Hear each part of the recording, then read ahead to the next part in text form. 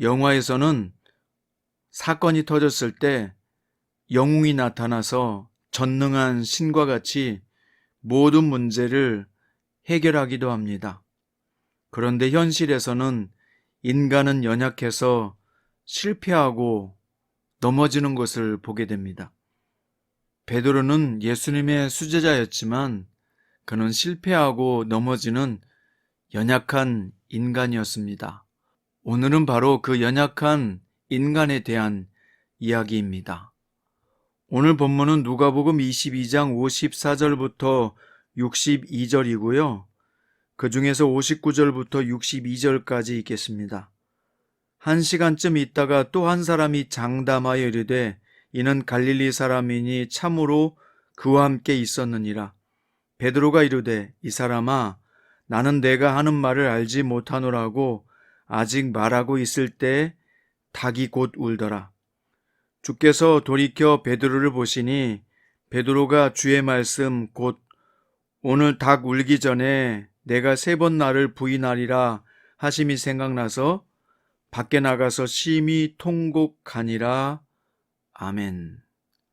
오늘 말씀의 제목은 용감하지도 비겁하지도 못한 그리스도인입니다. 예수님은 목요일 저녁에 최후의 만찬을 베푸셨고요. 그리고 예루살렘 성 밖의 겟세마네 동산에서 기도하셨습니다. 그리고 후에 가룟 유다에 의해서 팔리시고 잡혀가셨는데요. 제자들은 다 도망쳤으나 베드로는 예수님을 따라갔습니다. 그런데 54절에 보니까 베드로가 멀찍이 따라가니라 라고 되어 있습니다. 불과 몇 시간 전만 해도 기세등등하게 칼을 휘둘러 다른 사람을 쳤던 베드로가 이제 아주 소심한 사람이 되었는데요.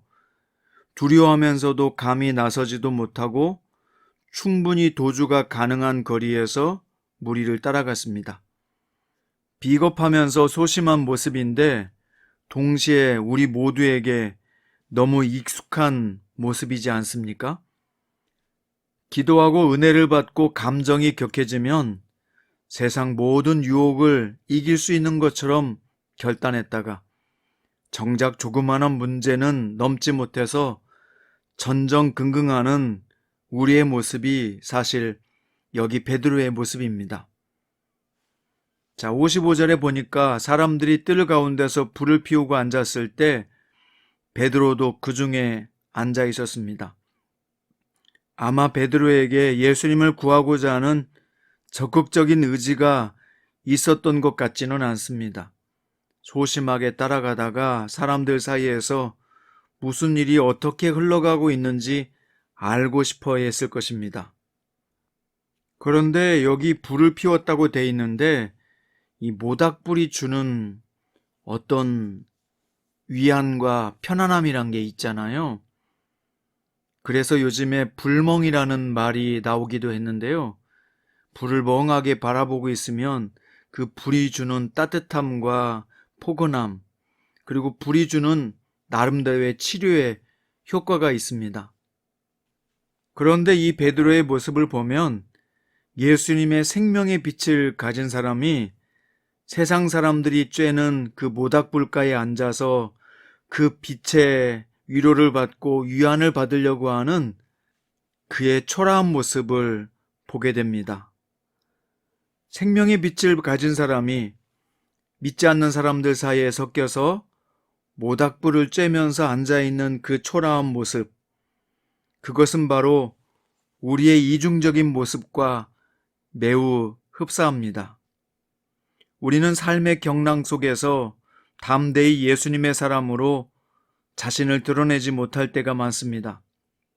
그렇다고 아주 예수님을 모른다고 하지도 않고 또 예수님의 제자라고 드러내지도 않는 어정쩡한 상태 말이에요.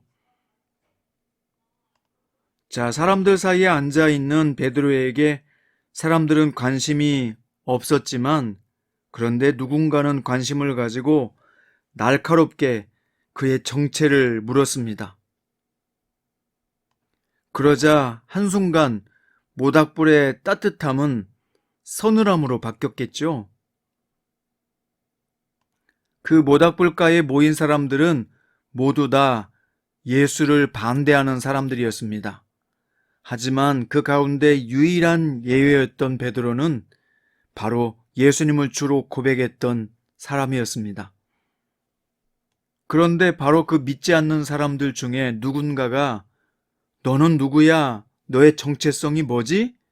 라고 공격해 들어왔습니다. 당신이 예수와 함께 있는 것을 보았다. 너도 그 도당이지? 이는 갈릴리 사람이니 그와 함께 있는 것을 우리가 보았어. 라고 말하면서 베드로의 정체성의 질문을 던진 것입니다. 그러자 베드로는 3번이나 예수님을 부인했는데요. 그가 아무리 부정하고 숨기려고 해도 가야바의 뜰에 모인 사람들은 그리 호의적으로 넘어가 주지 않았습니다. 아무리 거짓말하고 숨기려고 해도 그의 얼굴, 그의 말투, 그의 모습에서 예수님의 제자의 모습이 나타났던 것입니다. 사랑하는 성장큐티 가족 여러분, 우리가 예수 믿으면서도요, 내가 예수 믿는 사람인 것을 드러내지 않고 숨기려고 할 때, 그때의 모습이 가장 초라하고 비겁한 모습입니다. 아마 여러분도 내가 예수 믿는 그리스도인인 것을 왠지 드러내놓고 싶지 않을 때가 있었을 것입니다. 직장에서 또는 친구들 사이에서 또는 어떤 새로운 모임에 갔을 때 내가 그리스도인인 것을 밝히고 싶지 않을 때가 있잖아요. 저는 최근에 제가 아는 어떤 교회 사모님이 코로나19에서 잠깐 취직을 하셨는데 그 사모님과 이야기하는 도중에 내가 사모인 것을 사람들한테 알리지 않는다 라고 하는 내용의 이야기를 들었습니다. 왜냐하면 자기가 사모인 걸 알리면 왠지 모르게 부끄러움을 당할 것 같고 손해를 볼 것 같은 그런 느낌 때문이라고 말씀하는 고백을 들었습니다. 그런데 우리가 어떻게 사모님이 그럴 수 있어 라고 말할 수 있기는 쉬운데 과연 여러분은 어떻습니까? 사실 그 사모님의 생각과 모습이 공감이 가지 않습니까? 우리도 어떤 모임이나 장소에서 내가 굳이 예수 믿는 사람인 것을 알리고 싶지 않을 때가 있잖아요. 그런데 우리가 알아야 될 사실이 있어요.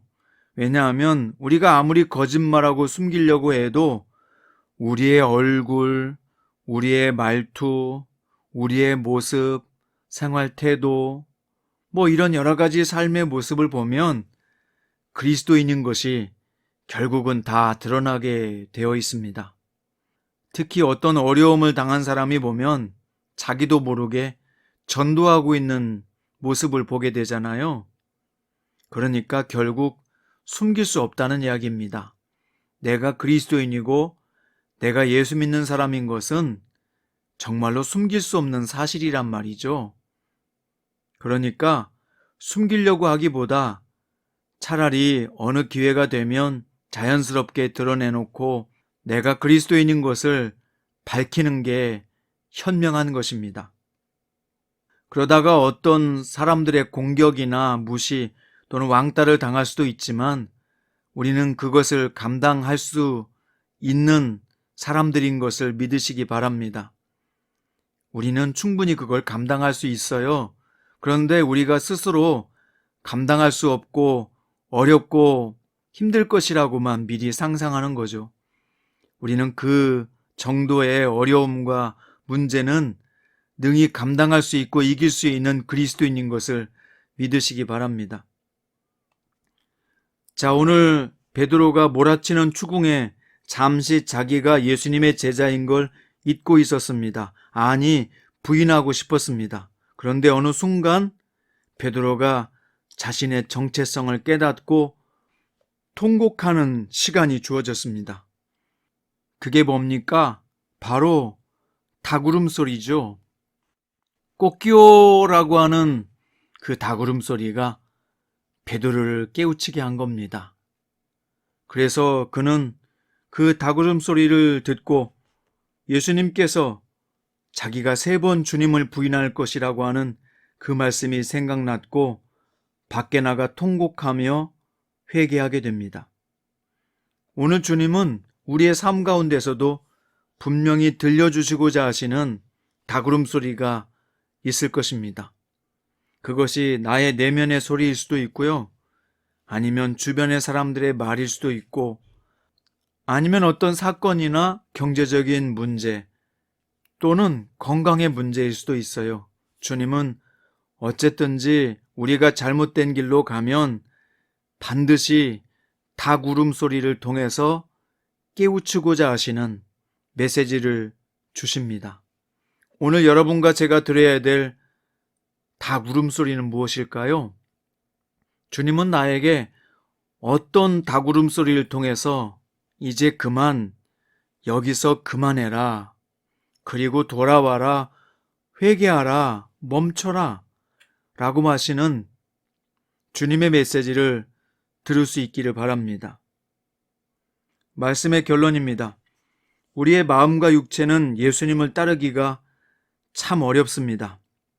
왜냐하면 현실이 우리를 그리스도인으로 살기에 적합한 환경을 제공하지 않기 때문이죠.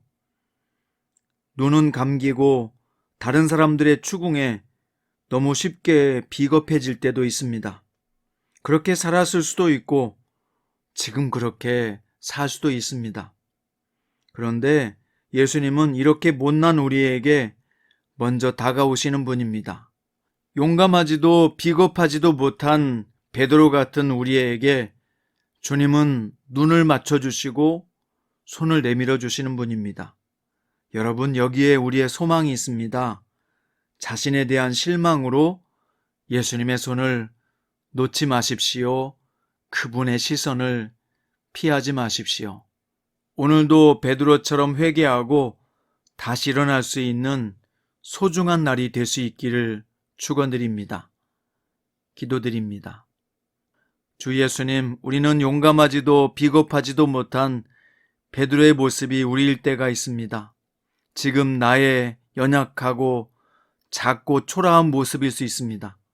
그러나 주님, 우리에게 눈을 맞춰주시고 손을 내미시는 주님의 사랑 앞에서 무릎을 꿇고 다시 한번 예수님을 향해서 일어나서 믿음으로 전진할 수 있는 한 주간의 시작이 되게 해주십시오. 언제나 우리를 사랑하시는 예수님의 이름으로 기도드립니다.